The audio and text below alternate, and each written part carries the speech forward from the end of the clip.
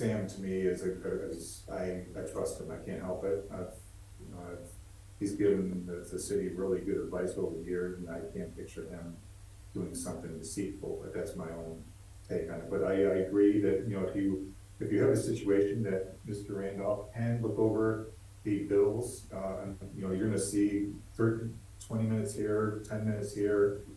Connie did look at it this morning with me there to see if there was anything that really was stuck out, stuck that an hour and a half for like a phone call or something really obvious, but it was only, very short time frames. And we could have Mr. Randolph look at those bills if you feel like that would help. I mean, if you guys looked it over and you're telling me that we found nothing, I mean, other than, I don't know what to say other than.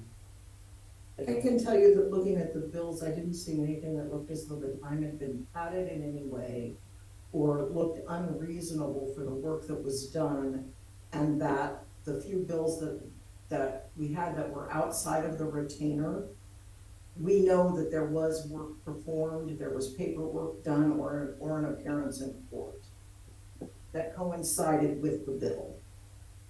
Mr. Rizzle, he can look into it for you there. He really wouldn't. The only problem is, I think we talked about this in the past, that if there was, it's really difficult. First of all, you're going to spend the time by the minute to, forensic evidence and go through each, phone call and all that stuff like that. And then you have to go after him in court costs, his fees, and the whole thing is $9,000, and that is not a lot of money over the years. Most of them has been, retainer fees, like Connie was saying. This is all under the amount we pay every month. So I think that's about right, Mr. Randolph. That's yeah, I mean, what you're saying makes sense to me.